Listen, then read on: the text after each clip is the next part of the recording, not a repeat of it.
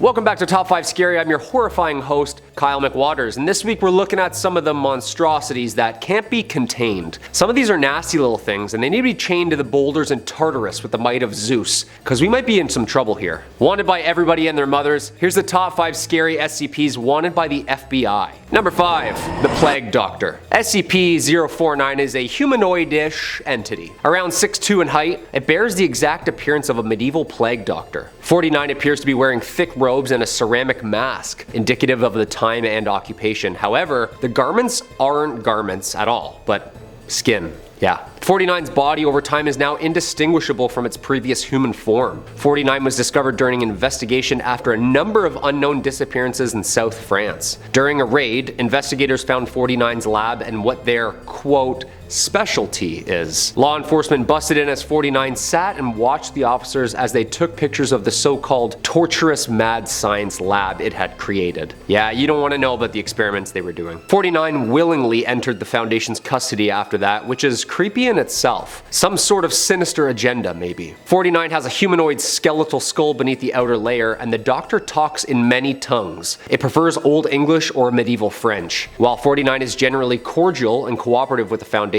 staff, it can be extremely irritated and aggressive if it feels the presence of pestilence, hence the disappearance during the pandemic.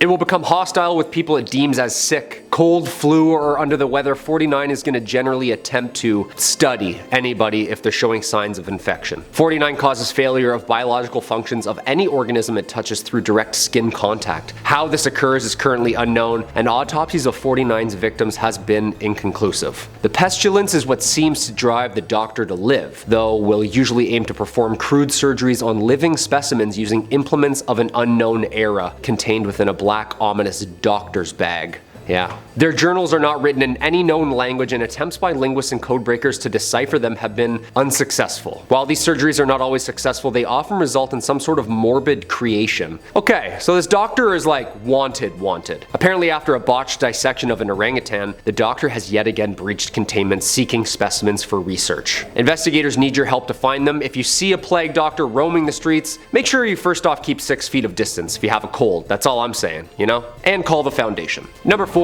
The Water Nymph. Yeah, we're not talking about Ariel from The Little Mermaid. SCP-054 has breached containment, and we're not really sure if we're ever going to be able to find her again. Out of the water, the subject most often appears as a female humanoid with an unearthly bodily volume of 90 liters of liquid, made entirely of water. Yeah, you'd be able to see her if she's out of the water. She's pretty massive. When she enters a body of water, however, which they think she's retreated to, she becomes next to invisible. Yeah, like pouring a glass of water into another glass of water. That's not good. The subject must periodically return to a body of water in order to maintain its volume due to evaporation. Okay, so maybe global warming could actually help us here. Initially found in a classified lake, she was moved to the Foundation indefinitely. Initially curious about the Foundation personnel and what their mandate for the human race is, it's documented she seemed to enjoy interacting and studying staff, mimicking their forms, learning our languages, and understanding our way of life. She was held in a watertight isolation room outfitted with specialized climate control equipment. A massive fountain filled with water in a rather homely facility. Maintenance personnel are required to wear PPE at all times inside the containment area and must spend at least 10 minutes in a special drying room after exiting. As documented with her last breach, the surrounding area was evacuated and the enclosure was flushed with liquid nitrogen, freezing every molecule of water in it. However,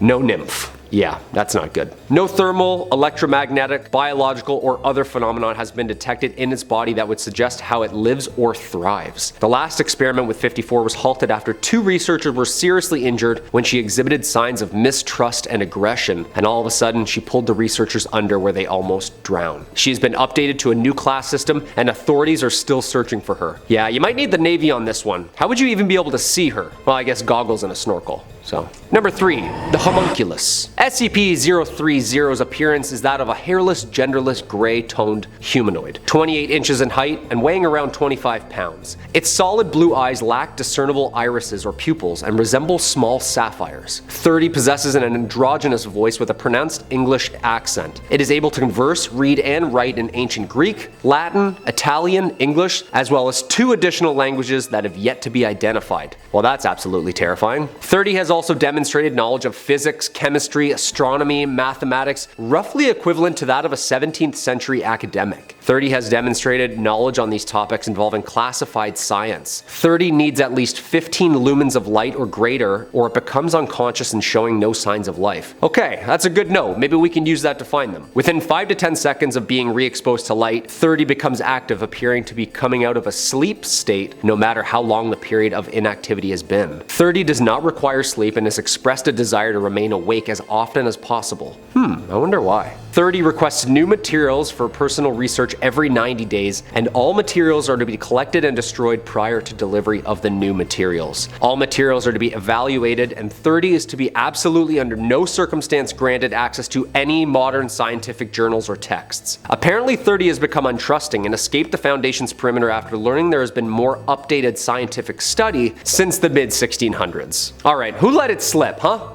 Was it you?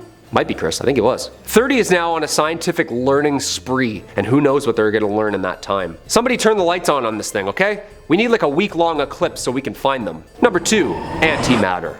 SCP-213 is an adolescent humanoid male, 4'9" tall, weighing 200 pounds. 213 is able to forcefully sever the bonds between atoms and any solid matter with physical contact. An intense flash of light is produced while doing this. 213 can use any body part of its body to manifest this effect, and has used it to disintegrate projectiles as they impact its body. Yeah, that's like shooting BBs at a bear. This effect has proven to be extremely painful for 213 with extended use. 213 was just recovered from California when reports of a teenage boy arrested for homicide after vaporizing his girlfriend. Yeah, that sounds like the start to an X-Men episode. Agents in the local police department arrested and contained him as soon as authorities were called. Investigation revealed 213 holds anomalous properties that are yet to be understood by our knowledge of modern physics. During the initial containment and arrest, 213 vaporized 2 agents attempting to secure him. 213 was contained in a high-security humanoid containment cell within a classified floor of Site 77. Yeah, major stuff. 213 should not be emotionally triggered during containment. Manifestation of its nuclear effect was on its brink when authorities reached the cell. During a routine physical examination, lesions were discovered on the back. There are 4 nodules now placed in a perfect square. A follow-up examination has led to the discovery of 2 more nodules located in the center of its palms. With the recent investigation, agents have deemed 213 to be evolving, and now a Keter classification. During the escape, 213 vaporized 2 more guards after having a seizure in its containment cell, after a quote, implosion. The matter surrounding its body and the molecules around it have vanished. If you have any further information surrounding a glowing radioactive teenage boy around town, just call the Foundation immediately, would you? And number 1, Baba Yaga. SCP-352 appears to be a very old, very emaciated woman of unknown age and race. 352 speaks Russian, but with an accent and dialect that makes translation very difficult. 352 is extremely unwilling to communicate, with mostly threats or statements of revenge.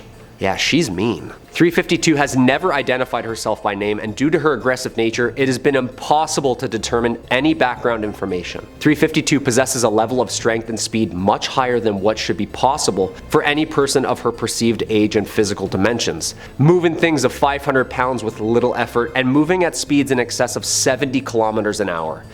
That's fast. 352 can recover from lethal wounds, including decapitation and disembowelment. Regeneration can take between days to several weeks depending on the severity. Internally, 352 appears to be a normal human woman with muscles, bones, and organs, but after recent testing was done on a tissue sample, she's capable of growing a hair-like cilia anywhere on her body at will. They have been observed crawling along floors and even up walls and ceilings. These hairs are sticky, identical to the enzymes in our saliva. This enzyme reacts on contact with human tissue and rapidly attacks the nervous system. Symptoms include hallucinations, euphoria, suppression of logical thinking, and suppression of pain receptors. She appears to be a carnivore with a strong preference, unfortunately, for human flesh. 352 will create a giant web of hair and saliva and just wait for their prey to become trapped and docile. 352 was last seen in her web inside the containment cell. Researchers were studying her cilia-like hair when they became entranced and were found limbless in a quite happy state. Her last location is unknown. Yeah, she's obviously the #1 spot, of course. She's a spider witch on the loose. Yeah, that's definitely gonna get the FBI's attention. Apparently, reports of an enchanted forest and a witch who have caused several deaths have surfaced in Russia yet again. Foundation agents are on scene, and apparently the forest has become more of a layer. Yeah, awesome. So there's a half spider, half witch with superhuman strength just dragging people up walls and into enchanted forests.